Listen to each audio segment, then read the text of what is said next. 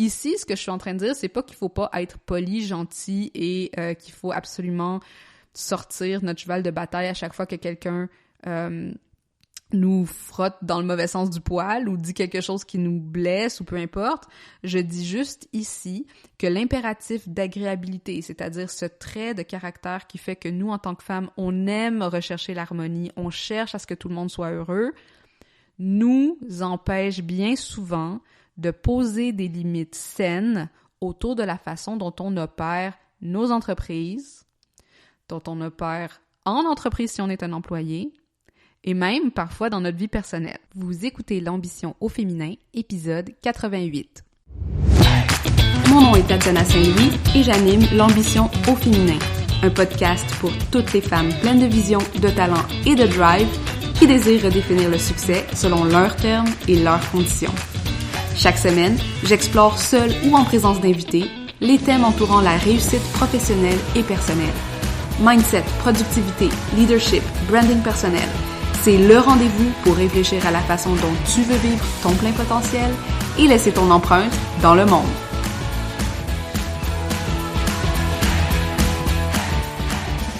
Salut les ambitieuses, comment vous allez aujourd'hui? Bon retour en force. Si vous êtes de retour de vacances, je n'ai pas pris de vacances cet été, mais c'est correct. Je travaillais fort sur Money Brand. Money Brand est enclenché et c'est comme si j'ouvrais la porte à une nouvelle version de mon entreprise. Donc pour moi, c'est comme si j'avais un peu accouché cet été et je suis prête. Je suis prête pour ce qui s'en vient. Aujourd'hui, je veux vous parler d'un sujet qui a été extrêmement populaire quand je l'ai mentionné en stories Instagram. Puis je vais vous raconter un petit peu la petite histoire. C'est que, vous le savez, je l'ai peut-être mentionné ici sur le podcast, mais je sais pas quand est-ce que vous allez écouter ça, à la recherche de la première ou le premier employé d'Aime ta marque. Et c'est un gros move pour moi, c'est un gros moment important dans la vie de mon entreprise. Et j'ai mis un espèce de appel à tous qui était un peu cryptique, qui disait dans le fond, qui cherchait des gens qui pensaient comme moi. J'ai appelé ça pour devenir mon partner in crime, ma partner in crime dans l'aventure Aime ta marque. Et puis je l'ai mis sur LinkedIn, je l'ai mis aussi dans mon infolettre et j'ai reçu des super belles candidatures à travers ça parce que la stratégie c'était que je voulais d'abord et avant tout travailler avec des gens qui résonnaient avec qui j'étais, qui se sentaient interpellés par la mission d'Aime ta marque et aussi qui avaient envie de travailler avec moi, dans le fond avec moi Tatiana, pas juste avec une description de poste. Donc, c'est comme ça que j'ai fait un premier tri à travers les candidatures et une fois qu'on avait commencé à discuter un peu, là, j'ai vu si c'était sérieux ou non cette requête de travailler avec moi et c'est à ce moment-là que j'envoyais l'offre d'emploi. Et parmi ces messages, dans le fond, ces demandes d'informations, j'ai eu un message très intéressant de la part d'un homme, et puis c'était pas le seul, il y a eu quelques hommes qui ont démontré de l'intérêt, et même quelqu'un qui a passé à travers le processus d'embauche pour le poste. Et tout avait bien commencé, tout semblait très brillant et il semblait y avoir une belle connexion au niveau des valeurs jusqu'au moment où cette personne commence à, je sais pas, me dire que l'offre écrite au féminin le dérangeait et que ça s'est embarqué dans un peu la thérapie de cette personne-là ou presque, où il me disait que il avait été traumatisé par des femmes qui détestaient les hommes et puis le fait d'écrire au féminin, ça lui rappelait que peut-être son genre était pas le bienvenu, son identité était pas la bienvenue, alors que c'est écrit partout.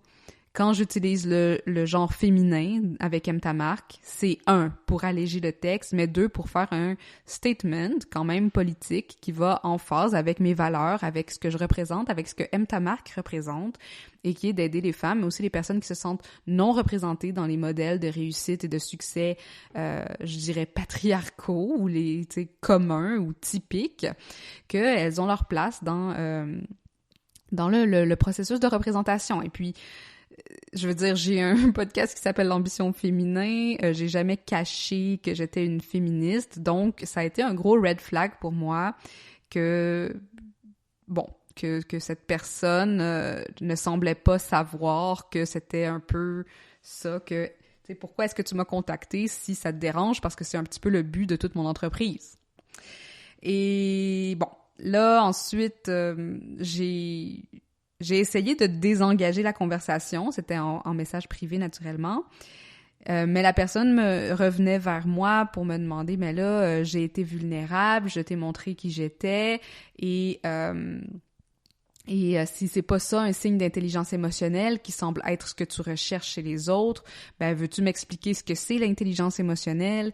Et aussi, après ça, bon, une fois que j'ai dit que ça me tentait pas de répondre à ça, ou du moins j'ai juste ignoré le message, la personne me revient avec environ une dizaine de paragraphes pour me parler de ses ressentis, de son expérience, etc., etc. Et c'est là que j'ai réalisé, puis c'est pas la première fois que ça m'arrive, puis je suis sûre que ça vous est déjà probablement arrivé, mais vous l'avez peut-être pas identifié comme ça. Bon, que cette personne, premièrement, était probablement un narcissique, mais aussi que, en tant que femme, on a plusieurs situations professionnelles dans lesquelles on doit poser des limites inconfortables, des limites sur notre temps, des limites sur notre énergie, des limites sur notre attention, des limites sur nos valeurs, des limites sur la façon dont on désire se faire traiter. Et dans ce cas-là, à plusieurs reprises, j'ai mis des limites. Et dans cette situation-là, même, je suis une employeur potentielle. Et je trouvais ça complètement fou de considérer que c'est comme ça qu'on parlerait à quelqu'un, à un employeur. Tu sais, je veux dire, je me permettrais jamais de corriger l'offre d'emploi d'un employeur, à moins que ce soit justement pour y ajouter un peu d'inclusivité, mais je le dirais de façon très respectueuse et, tu sais, parce qu'on s'entend, la personne qui m'écrivait me disait que je devais savoir comment je me présentais puis ce que ça faisait sentir aux autres, alors que je suis une spécialiste en branding personnel. Donc, je pense que je sais un peu le message que je veux envoyer, mais bref. Et quand j'ai parlé de ça sur Instagram, j'ai dit, ben, justement, parce que j'ai eu certaines personnes qui me disaient en privé, oui, mais est-ce que tu sens pas que tu as la responsabilité de lui expliquer c'est quoi l'intelligence émotionnelle, de lui expliquer pourquoi c'est pas nécessairement bien de parler comme ça, bref. Et moi, de répondre, c'est pas à moi de faire l'éducation de la planète, c'est pas à moi non plus de prendre sur moi chaque personne qui a besoin de changer de lunettes ou de changer de perspective. C'est pas ma responsabilité de faire ces changements-là. Moi, j'ai des limites très claires sur mon énergie et sur comment je la déploie. Et c'est pas vrai que n'importe qui rentre dans mes messages privés a le droit à cette énergie-là ou mérite d'une certaine façon d'outrepasser mes limites. Parce que juste cette personne semble avoir démontré de l'intérêt pour mon entreprise.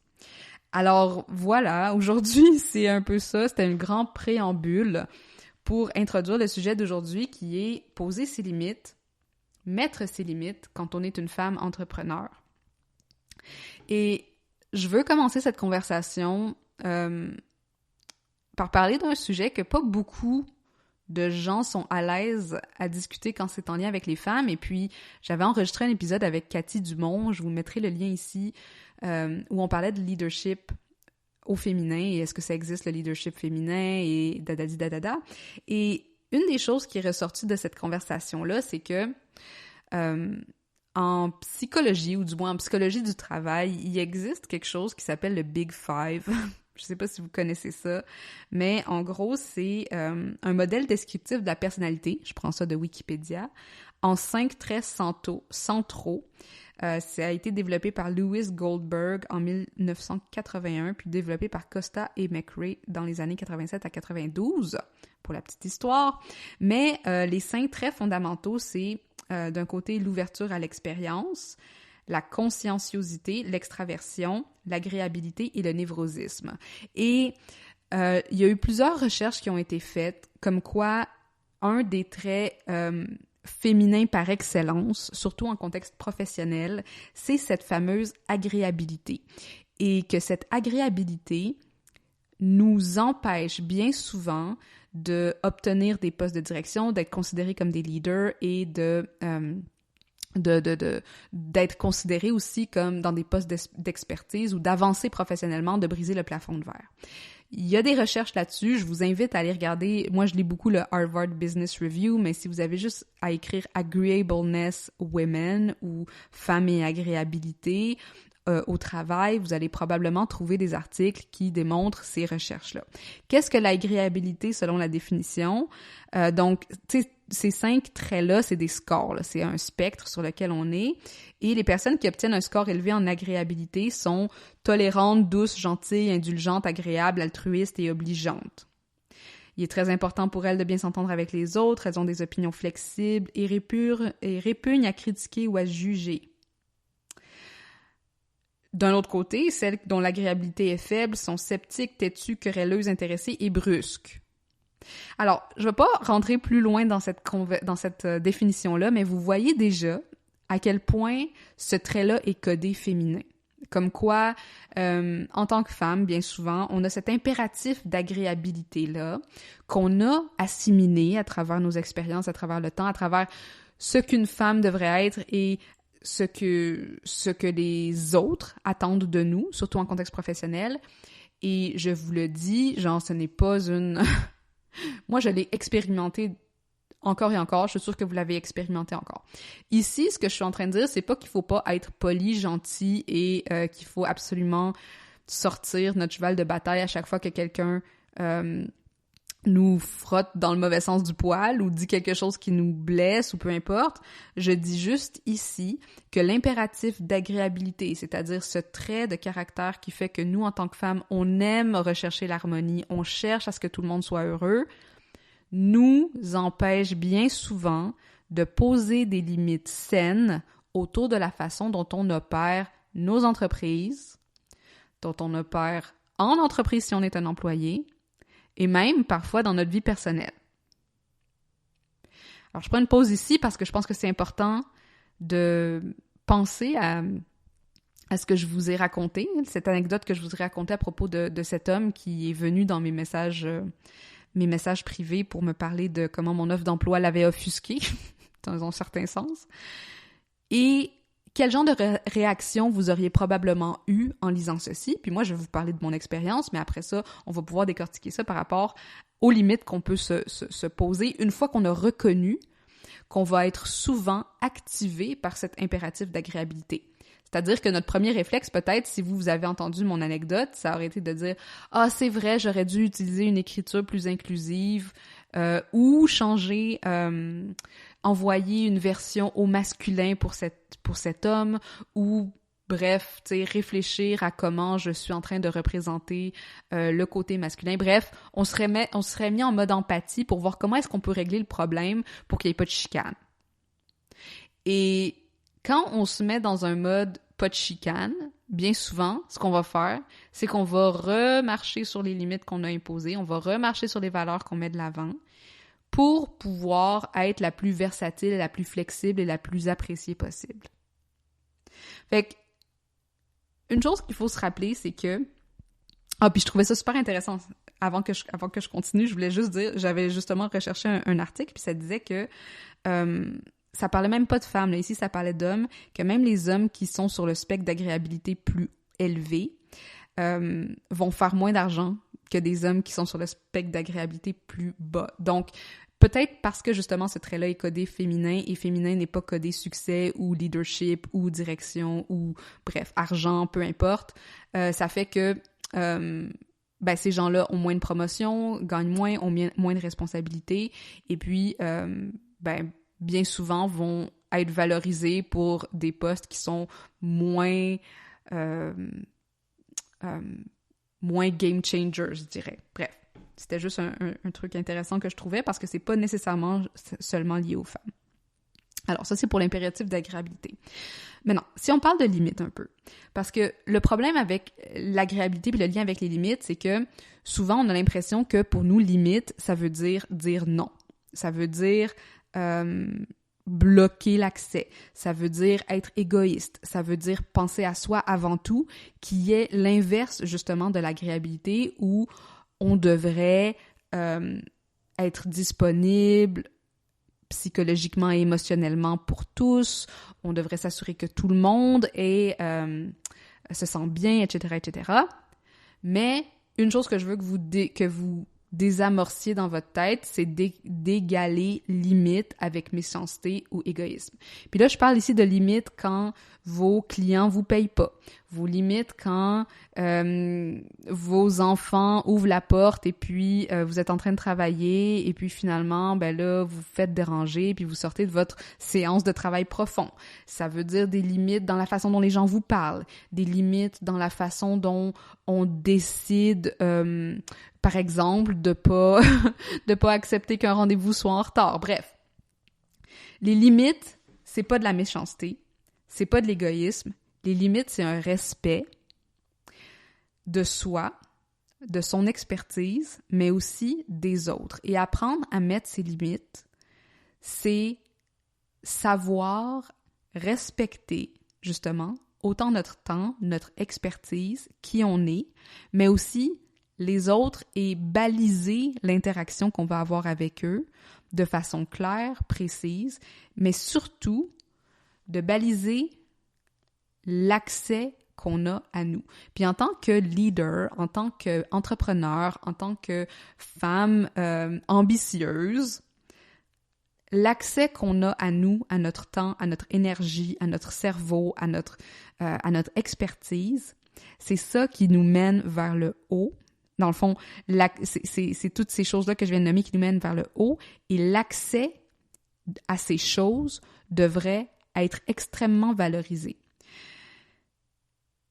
Mais une chose à savoir, une chose à se rappeler aussi, c'est que c'est pas aux autres à respecter nos limites, c'est à nous de les protéger. C'est à nous de savoir comment les protéger. Les autres doivent connaître les limites, ils doivent en être informés, ils doivent connaître les conséquences de c'est quoi qui arrive si on outrepasse les limites. Mais surtout, il faut qu'ils sachent que si la limite, elle est franchie, il y aura une conséquence et qu'il n'y aura pas d'exception. Parce que c'est là la problématique quand on parle de contrat, on parle de soi, on parle de notre temps, c'est qu'on dit, bon, il va falloir que j'arrête d'accepter telle situation ou telle chose. Sauf que là, la situation où la chose se produit, puis là, on fait une exception. Puis on dit, ah, ben oui, mais pour elle, je vais le faire. Ah, mais oui, mais j'avais peur de dire non. Ah, mais oui, mais là, gentil, elle me l'avait demandé de façon gentille. Non, les limites, c'est les limites. Si on est capable de passer sur les limites, c'est parce qu'il n'y a pas de limites. J'aime ça, faire l'expérience mentale WWMD. What would a man do? Qu'est-ce qu'un homme ferait à ma place? Et puis, dans cette situation dont je vous expliquais par rapport à l'offre d'emploi et puis le message que j'ai reçu, je me disais, wow, j'essayais vraiment de me mettre dans les souliers d'un homme qui ne se sent pas obligé d'être particulièrement gentil ou de mettre beaucoup de comment dire, de fluffy, genre de coussins autour de ce qu'elle avait à dire pour pas passer pour une marâtre méchante féministe, tu sais, qui haït les hommes. Qu'est-ce qu'un homme, il ferait dans une situation où un candidat vient lui parler de choses personnelles comme ça, qui n'ont rien à voir avec le poste en soi et qui semblent être aussi des red flags par rapport à l'objectif ultime de cette démarche qui est de trouver un employé. Après tout, on est dans un contexte professionnel et ici, je suis pas là pour me faire des amis nécessairement, je suis pas là pour pour régler les problèmes relationnels de qui que ce soit là, ou pour brandir le flambeau des femmes et les je sais pas moi, genre montrer à quel point les femmes leaders doivent être meilleures que les hommes leaders. C'était pas ça pantoute là. Moi je me cherche un employé. Fait que la limite que moi je voulais mettre, c'est vraiment de dire OK, ben on est arrivé à mon red flag. Mon red flag, tu l'as levé, dans le fond. À ce moment-ci, la conversation s'arrête. Et puis, il n'y aura pas de suite à la conversation. Il n'y aura pas d'échange particulier. On finit ça professionnellement. Tu ne remplis pas les conditions que j'ai besoin.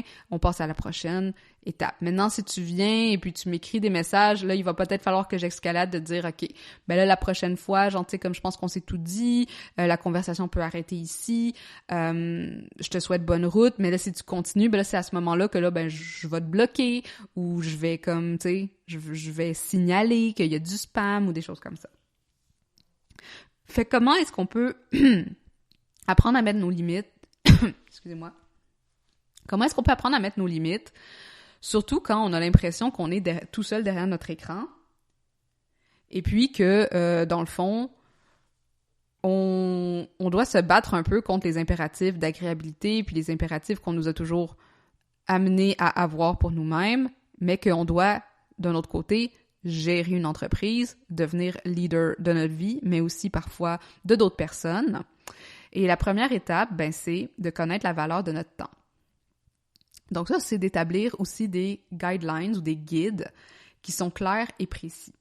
Par exemple, j'avais une conversation où je lisais quelque chose sur un groupe Facebook, puis il disait « Bon, ben là, ça fait 20 minutes que j'attends mon rendez-vous, qu'est-ce que vous faites? Est-ce que vous donnez une deuxième chance? Hein? » Avoir un guideline par rapport au retard, avoir un guideline par rapport à la façon dont on se fait adresser ou des choses comme ça, c'est super important que ce soit vraiment mis de l'avant dans le sens de dire, bon, les retards de 5 minutes et plus, l'appel est annulé, tu sais, ou il y aura pas genre de deuxième chance ou des choses comme ça. Et si possible, bon, on envoie un rappel quelques jours avant. Moi, je mets tout le temps en note dans mon rappel, tu sais, par respect pour nos agendas chargés, si tu dois annuler le rendez-vous, tu le fais parce qu'il n'y aura pas une deuxième chance de reprendre ce rendez-vous-là. Tu sais, dans mes contrats, c'est très clair. Si tu dois annuler une séance, il faut que ce soit fait tant d'heures à l'avance. Sinon, on considère que la séance va avoir lieu. C'est sûr qu'après ça, si tu veux être fin ou gentil ou peu importe, tu peux dire « Écoute, je sais que c'est ça qui est écrit dans mon contrat, mais voici, je vais faire une exception à la règle. Par contre, ça sera, je pourrais pas en refaire une autre. » On n'est pas obligé d'être intransigeant, mais de vraiment mettre nos limites claires à travers des contrats, à travers des par écrit dans le fond, à travers des formules qui sont peut-être moins personnelles, mais qui sont là pour protéger notre temps. Ça va éclaircir beaucoup de choses pour tout le monde. Puis ça va nous empêcher à nous de devoir intervenir et de devoir prendre des décisions individuelles pour savoir, bon, ben lui, il était en retard de 7 minutes, est-ce que je le considère? Tu sais, non. La limite, c'est la limite, c'est la même pour tout le monde. Il y a quelque chose de vraiment égalitaire là-dedans. Mais pour ça, c'est sûr qu'il faut connaître la valeur de notre temps. Puis il faut se dire, tu sais, moi, 1 heure de mon temps, moi, 20 minutes de mon temps, ça vaut combien? Qu'est-ce que j'aurais pu être en train de faire pendant cette heure-là? Puis pourquoi est-ce que je suis en train de la protéger? Parce que c'est important qu'on réalise que notre énergie, notre temps, c'est des choses qu'on protège. Et puis, c'est la même chose avec notre énergie émotionnelle, hein? Parce que souvent, les gens qui sont les plus demandants, les plus drainants et les limites auxquelles on a le plus de difficultés à poser, c'est quand les gens viennent chercher notre énergie. C'est-à-dire, j'ai eu ce problème-là, je peux-tu t'en parler? Ça va juste prendre 5 minutes, puis là, on va être fin, on va être amis. Mais là, ça peut être nos parents, ça peut être notre mère, ça peut être notre sœur, ça peut être un client aussi. Mais d'être capable de dire, OK, je suis prête à t'écouter, mais en ce moment, j'ai pas la disponibilité mentale. Et puis, de toute façon, je suis au travail. Et si tu as des requêtes comme ça, peut-être on peut prendre rendez-vous cet après-midi, ce soir, peu importe, dans lequel je vais être dans une meilleure prédisposition pour t'écouter. Pour des clients, c'est très important aussi d'être très clair sur les limites. Tu sais, moi, avec mes clients, je leur dis, écrivez-moi pas par Messenger pour me parler de problématiques qui doivent être parlées en coaching. On fait pas du coaching par Messenger. On fait pas du coaching par message privé. Nous, nos coachings, ils se font dans un portail. Je leur ai créé un portail client. Il y a des modes de communication qui sont intégrés là-dedans. Et puis, c'est à travers ça, tu sais, c'est de vraiment mettre les règles du jeu. C'est sûr que si on met aucune règle du jeu, les gens, ils se sentent perdus, puis ils s'essayent, puis ils vont dire, bon, ben, je veux dire, elle me répond pas par ailleurs, je vais essayer Messenger, Instagram. Mais si vous savez combien vaut votre temps, combien vaut votre énergie, c'est important de mettre en place les systèmes et les barèmes qui vont vous s'assurer de respecter et de guider les personnes à travers ces limites-là. Deuxième chose, c'est d'être à l'écoute de notre intuition. Donc, si vous sentez, tu sais, comme par exemple, moi, je parle beaucoup de red flags, mais les red flags, il y a souvent des yellow flags, des drapeaux jaunes qui sont venus avant les drapeaux rouges, qui nous disaient « Ah, je le sentais pas tant, mais je voulais être fine » ou « je voulais, tu sais, j'avais l'impression que je devais lui laisser l'embarras du choix » ou des choses comme ça. Si l'intuition, si le drapeau jaune est levé, il faut se mettre très à l'écoute. Et il y a des choses parfois qu'on n'est pas capable d'identifier c'était quoi le drapeau jaune, mais en rétrospective, on va le déterminer. Puis souvent, bon, un drapeau jaune, ça peut être quelqu'un qui, dans un meeting, arrête pas de vous couper la parole. Ou vous avez un appel exploratoire avec lui, puis il parle seulement de lui, puis il pose aucune question sur vos services. Puis là, soudainement, ben ça va donner qu'il veut pas payer le prix. Ou qu'il est en train, genre, de réduire l'expertise que vous avez. Ou qu'une fois que vous avez accepté le contrat, ben c'est quelqu'un qui est extrêmement bossy et qui vous voit plus comme un exécutant que comme un expert. Fait que ça peut être des drapeaux jaunes qui sont très, très importants à avoir identifiés dans les premiers contacts avec quelqu'un et qui font que on est dans un terrain dangereux où nos limites pourraient être outrepassées.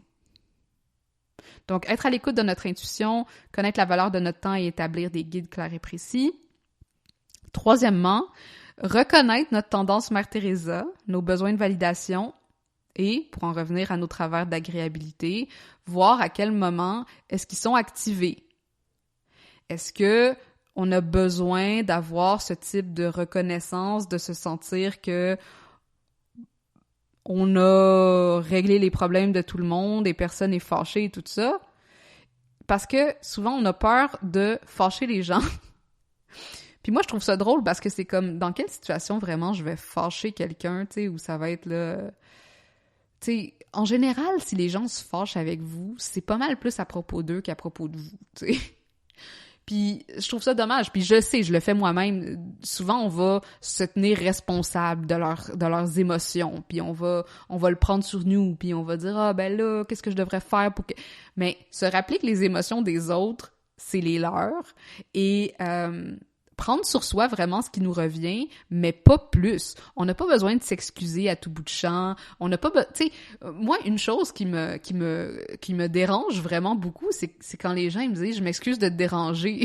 Je suis comme « Ben là, mon temps, c'est moi qui le gère. C'est pas toi qui me dérange. Tu popes pas dans mon inbox ou dans mon Messenger, puis tu me déranges. » Tu sais, si t'arrivais, genre, puis tu cognais à ma porte, puis que t'avais besoin de moi, ben là, tu sais, puis je savais pas que tu venais, là, peut-être il y aurait un petit aspect de dérangement. Mais si j'ouvre mon inbox, si je regarde mes courriels, si je réponds, t'es pas en train de me déranger. C'est moi qui ai pris la responsabilité de te répondre. OK? Fait que t'es pas en train de me déranger.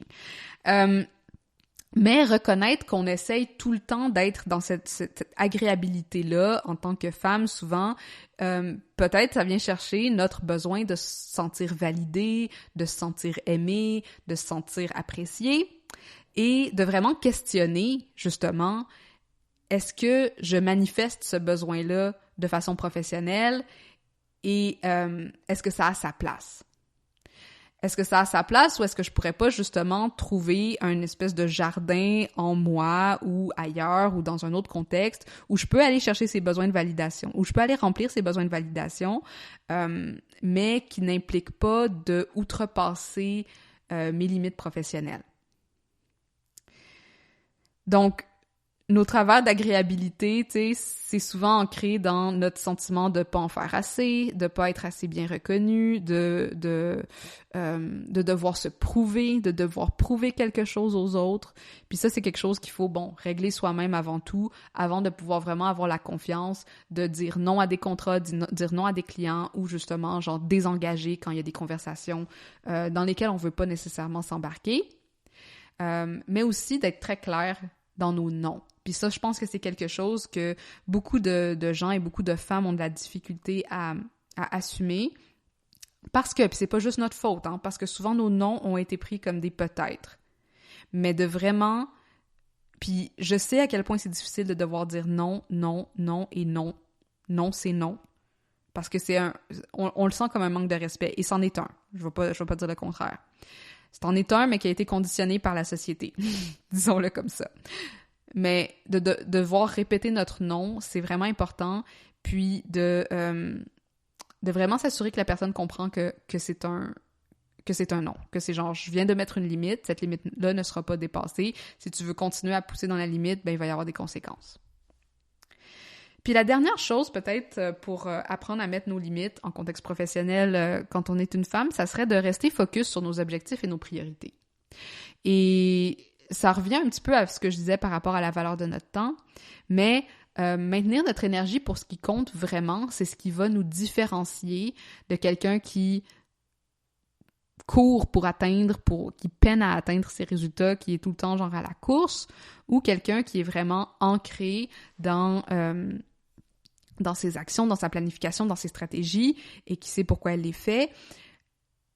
Et le fait d'être ancré sur nos objectifs et nos priorités, ça ne fait pas de nous des gens égoïstes, ça fait de nous des gens ambitieux, ça fait des businesswomen, ça fait des gens qui savent où elles s'en vont, et ça fait des gens aussi qui valorisent les gens qui sont dans leur équipe, les clients qui leur font confiance, et les gens qui nous supportent. Parce que, moi je le dis toujours, les gens qui ont le droit, ou du moins le privilège d'avoir accès à moi, c'est mes clients. Puis je veux être là et disponible pour eux, pour elles. C'est ma famille. Je veux être là et disponible pour eux, pour elles, parce que c'est ça qui compte pour moi. Et c'est moi-même. Je veux être là et disponible pour moi-même, parce que c'est moi, au bout du compte, qui fait fonctionner tout ça. Tous les autres qui essayent de rentrer dans mon espace, qui essayent de venir tirer un peu de la chemise, je leur dois rien. Je leur dois techniquement rien. Ma communauté, elle me répond, elle me supporte, tu sais, je lui dois. Mais plus tu rentres dans la relation professionnelle avec moi, à travers les programmes, à travers les coachings, à travers, tu sais, en étant mon client, en interagissant avec mon contenu, plus je me sens en devoir de te donner de mon temps. Mais encore une fois, ce n'est pas tout le monde qui a accès à moi, et de protéger cet accès-là, c'est une façon pour moi de respecter les gens qui comptent vraiment pour moi.